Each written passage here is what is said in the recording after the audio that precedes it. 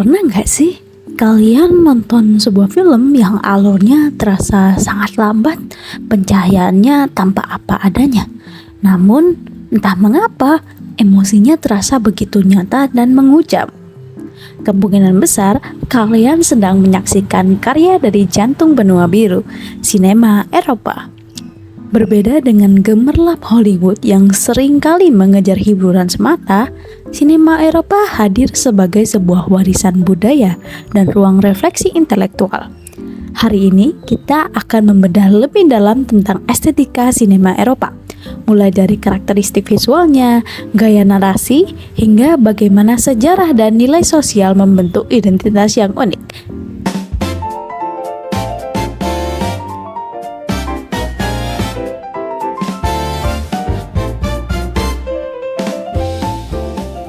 Estetika visual adalah gerbang pertama untuk mengenal film Eropa. Salah satu pilar utamanya adalah realisme dan naturalisme.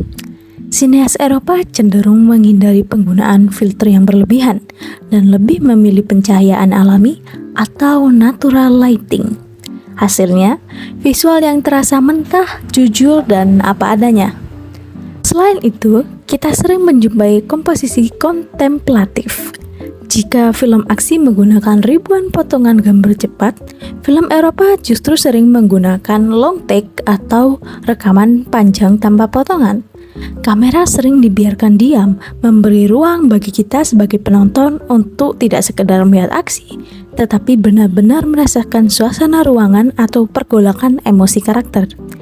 Ditambah lagi dengan mise en scène yang otentik, di mana syuting lebih banyak dilakukan di lokasi asli, seperti gedung tua atau pedesaan nyata, bukan di dalam set studio yang dibuat-buat.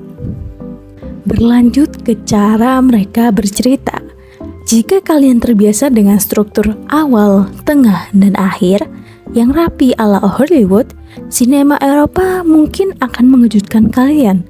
Salah satu cirinya adalah ending terbuka atau open-ended. Film Eropa jarang menyajikan happily ever after, karena kehidupan nyata pun penuh ambiguitas. Ini memaksa kita untuk terus berpikir dan berdiskusi bahkan setelah layar menjadi gelap.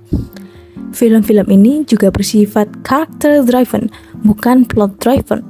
Fokusnya bukan pada kejadian luar biasa, apa yang akan terjadi selanjutnya, melainkan pada bagaimana perubahan batin dan perasaan karakter dalam menghadapi situasi tersebut. Inilah mengapa alur yang sering terasa lambat dan reflektif, penuh dengan momen diam atau dialog-dialog yang filosofis yang mendalam. Siapa yang menjadi pahlawan dalam sinema Eropa? Seringkali mereka adalah rakyat biasa, orang-orang marginal atau kelas pekerja yang jarang mendapatkan sorotan di media besar. Tidak ada pahlawan super yang sempurna di sini. Tokoh-tokohnya sangat manusiawi. Mereka punya kelemahan, ragu-ragu, dan terkadang mengalami kegagalan. Melalui film seperti Melancholia, kita diajak masuk ke dalam eksplorasi psikologis yang rumit. Karakter-karakter ini sering dibuat bergulat dengan isu eksistensialisme, kesepian, hingga moralitas yang abu-abu. Kita tidak sekedar menonton mereka, kita diajak menyelami isi pikiran mereka yang penuh konflik. Estetika ini tidak terlahir begitu saja. Ia adalah produk dari sejarah panjang yang traumatis. Peristiwa besar seperti Perang Dunia Kedua meninggalkan jejak psikologis yang mendalam pada para sineasnya. Misalnya, Jerman Ekspresionisme yang lahir pasca Perang Dunia Pertama. Penggunaan sudut kamera ekstrim dan pencahayaan kontras untuk mengekspresikan ketakutan dan gangguan psikologis. Begitu pula dengan Italian Neorealisme. Hancurnya studio film pasca Perang Dunia Kedua memaksa sineas turun ke jalan, menggunakan aktor non-profesional untuk merekam realitas pahit kelas pekerja di tengah puing-puing perang. Di sisi lain, represi politik di Eropa Timur melahirkan penceritaan metaforis dan surrealisme sebagai cara untuk mengkritik rezim tanpa terkena sensor. Di Eropa, sutradara dianggap sebagai seorang auteur atau penulis utama sebuah karya film. Bukan sekedar pelaksana tugas dari produser, ini membuat film menjadi ekspresi pribadi yang sangat artistik dan eksperimental. Budaya ini juga sangat terbuka terhadap kejujuran tubuh dan moralitas yang kompleks dibandingkan budaya Amerika yang cenderung konservatif. Nilai sosial seperti realisme sosial dan kritik kelas menjadi tema yang sangat kuat. Sineas Eropa memiliki kepedulian tinggi terhadap isu ketimpangan, identitas bangsa, hingga isu imigrasi di benua mereka yang multikultural. Mereka tidak ragu menampilkan sisi gelap kemanusiaan demi mencapai kejujuran sosial. Lantas, bagaimana dunia meresponnya? Di pasar internasional, sinema Eropa dipandang sebagai sebuah simbol prestis intelektual atau high art. Di Indonesia sendiri, responnya terbagi menjadi dua.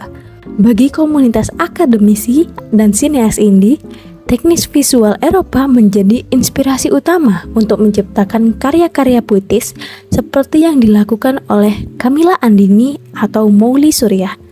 Namun, bagi penonton arus utama, alur yang lambat dan akhir yang menggantung seringkali dianggap membosankan atau sulit dimengerti. Sebagai kesimpulan, sinema Eropa mungkin bukan untuk semua orang, terutama bagi mereka yang terbiasa dengan cerita linear. Namun, bagi mereka yang haus akan kejujuran visual dan kedalaman rasa, sinema Eropa adalah ruang yang tak ada tandingannya untuk merenungkan makna hidup. Jadi, apakah kalian siap untuk menonton satu film Eropa malam ini? Tulis pendapat kalian di kolom komentar. Sampai jumpa di bedah film selanjutnya. Bye-bye!